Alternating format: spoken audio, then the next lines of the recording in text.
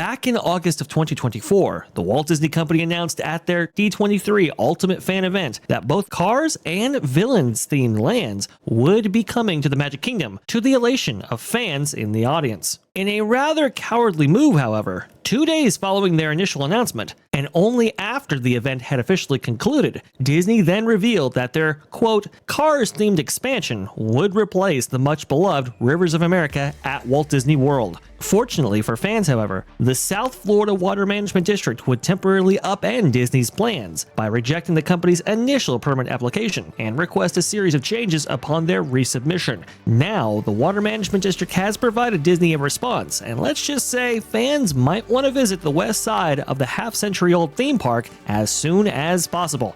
Let's talk about one of the worst decisions Disney's about to make here on That Park Place.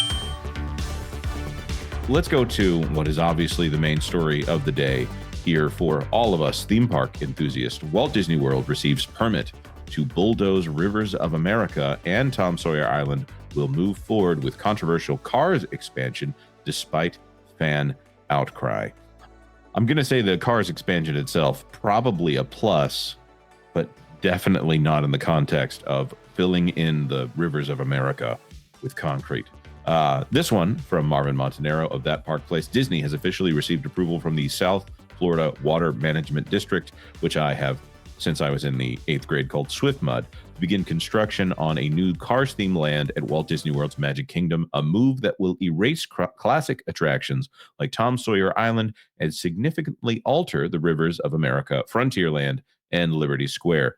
The permit, issued on February 17th, 2025, gives Disney the green light to modify the 407 Basin stormwater system, impacting 62 acres of wetlands and surface water. Disney has promised to mitigate these environmental impacts through credits from the Disney Wilderness Preserve and Mira-Lago sites. Probably not anything to do with the current president, but fans aren't buying the corporate doublespeak. While Disney ensures compliance with state water quality standards and the Clean Water Act, the real issue for many isn't environmental. It's the destruction of Magic Kingdom's original storytelling and charm in favor of yet another intellectual property cash grab. Look at that right there. It's going to say ka-chow. It's going to say ka-chow a lot. This is one of the, and I'm going to repeat myself, one of the dumbest things that Disney has ever done. Obviously, they're hurting for space, and they just need somewhere to put this. Otherwise, they'll start impinging on their neighbors, right? I know that was sarcasm, but no. Yes, for our heavily autistic members of the audience, yes, that was sarcasm. It was the area surrounding the space they want to build this is wide open. Is it optimal to build on? Maybe not. The building envelopes around Magic Kingdom are difficult to build on. That's probably true. This land was mostly built up. Most people don't realize that, you know, when you're in the hub area of the Disney Park Magic Kingdom specifically, you're on the second floor. Most people don't know that. But regardless, when you look about this area, look at all that open space. Thank you, Vash. You could build this just north of Thunder. You could build this to the left, west of Thunder. You could build this to the west. You could build this in 1,000 different places. Redirecting the water, the canals, is actually not as much of an issue as they like to pretend that it is. This is basically erasing Walt from the parks. This is all this is now. This is what we're doing now. So thanks. Right. I've said this. Go ahead, Vash. Go ahead. Well, no, I just wanted to emphasize and make clear here. We saw a lot of reporting yesterday for this specific project, calling it an expansion. Let's just be clear, folks. Okay, this is not an expansion. It's a replacement. Okay, replacement. Because think about it. Yeah, exactly. Is that you? Think about this. We're replacing a area that has a multitude of attractions, but at least two in Tom Sawyer's Island and the Liberty Bell Riverboat, and replacing it with one. That now, last time I checked, that was an expansion. That was a reduction, actually, in the amount of attractions in this area. I think this is a catastrophe. And as Culture beautifully laid out, there were many places they could take this project and maintain Rivers of America. They have chosen not to. And the speculation, at least from looking at the permit applications and their submitted plans for this project, it might include more than just Villains Land and this project that you're seeing on screen right now. But again, all of that is speculation at this point. Yeah, I would just say that this is something, and I had a discussion with a Universal person about this, and they were aware of my argument for why Disney should not get rid of this, and other than the fact that it's again a stupid decision that they should ignore whoever it was that ordered this. I'm going to say it's Josh tomorrow. If it's Bob Iger asking for it, I'm hearing that Bob Iger is agnostic to what is in the parks. He just wants those ticket prices to go up. He wants those lightning lanes to sell out, and he doesn't seem to care what's going on. Universal right now has the advantage of flexibility in their parks. They are willing to get rid of an attraction very quickly in order to replace it. They don't worry about sight lines. They will do, Islands of Adventure itself, if you walk in on that main lagoon, the idea of a sightline is the opposite of what they're doing here. They want you to see everything all at once. You can clearly see Hogwarts Castle from in Jurassic Park or Jurassic World, whatever they're talking about there. And by the way, I think there's going to be some Jurassic World news coming out in the next few months here.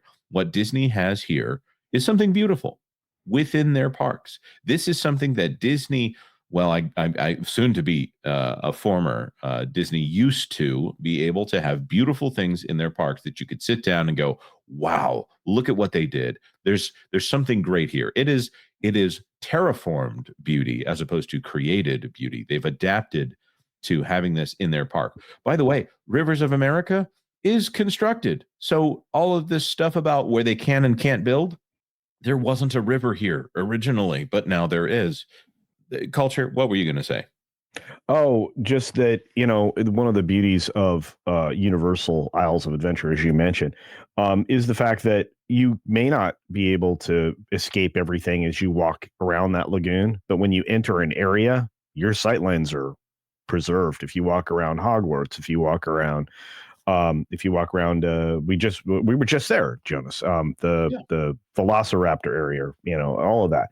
This is going to be a brand new, freshly constructed concrete eyesore where there used to be 50 years of established beauty. That's just consider that. And look, I was one of the first people to bring up the fact that this is a net reduction in attractions, which is all they do at Disney now.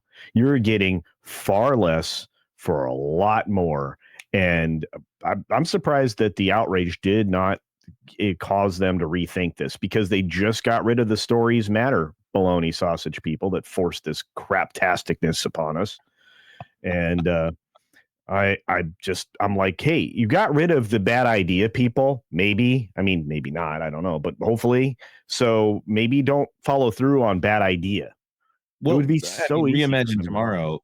There's no listing of any firings to do with Reimagine Tomorrow. I know. There's no reduction in force. And Pro brought it up on the Valiant Renegade show on Sunday. He said it's not like these people were suddenly raptured away or anything. These people still have their jobs. There might be different titles if they had a Reimagine Tomorrow title to begin with. Tanisha Agramonte is still the chief diversity officer of the company, presumably reporting to Sonia Coleman, but maybe not so much. I think she actually reports to Bob himself here. When we look at something like this within the parks, this is a departure from the idea of themed lands. I wouldn't be surprised if Disney views the fact that they have Adventureland, Tomorrowland, Frontierland, Fantasyland, these as liabilities to them, that they couldn't have a massive themed land here, which is all the rage. It's the trend in theme parks. When we say trends, it's 10 to 20 years of trends, whatever you want to call it here. They would rather have, instead of having a Muppets ride and a Monsters Inc. roller coaster, they would have a Monsters Inc. land with one ride and a show to be named later, rather than have two attractions that can pull people into the parks. They have They so would much. rather have an entire themed land. Go ahead. They have so much space, and they wouldn't even have to retheme the canals. This is the stupidest thing I've ever seen. And again, I mean, the great care with which they edited this part of the park in Disneyland so that they could get the Star Wars garbage over there. And it is garbage, by the way, folks. It is poorly themed. It's great concrete work. It's poorly themed because of Kathleen Kennedy's idiocy. And the fact that Iger listened to her, but that's another conversation. They took very, very good care of this area in Disneyland. And because they know how important it is, especially to the Burbank folks. You know what would happen in there would be protests in Burbank. Disney would not want to deal with this in California. So they were very cautious with this. Yeah. Not so much with the Tiana's mud bog of doom, but more so with this area, understanding that, you know, people want their traditions. Well, they want them in the Magic Kingdom too. They're not getting them. And we used to get excuses all the time for why they didn't want to take the Haunted Mansion down at Magic Kingdom for 9 days to do an overlay. That stuff doesn't fly anymore because you're getting rid of 4 attractions all at once, you know, to build one thing. So a net reduction of concrete. I'm sick and tired of the concrete, the lack of creativity. I mean, you know, Cars Land fits perfectly over at Hollywood Studios in the location that would have been the back corner, which all they had to do was keep the original plan for Star Wars there, and they would have had plenty of room to expand Pixar. But they've locked themselves in place in so many different ways now. And it was unnecessary because they still have the land. In fact, back then they had free run of the land before obviously that got taken away from them because of their poor political decisions, the decision to get involved in politics in Florida. So overall, I'm angry. This is not something I'll be able to speak 100% rationally about because it's always going to be influenced by my disgust and anger. So right. So obviously they did make some changes to Haunted Mansion at Disneyland, and we haven't covered it on that park place just yet, but there are permits that were recently filed for some kind of thematic changes at the Haunted Mansion. The permitting would indicate that it's a company that's actually making changes to show elements as opposed to, you know, like the queue outside. You know, who knows where they'll be buying merchandise off the shelf in order to stick it into Haunted Mansion there. Oh, look at that. We do have an article on that park place. Marvin is so on top of things. He is. Yep. He is indeed. Everything is changing out there at Walt Disney World, and I'm not here for it, to use a phrase too often. Paul for $5 can't even get sewage right, and they trust Disney with this disaster of an idea and approve their water management program. Doesn't make sense. Nope. Yeah. That's a good point. They keep having to reseal that basin. So thanks for watching That Park Plays News. For more information, consider checking out www.thatparkplace.com. And don't forget to subscribe, share, like, and send this out on your favorite social media accounts.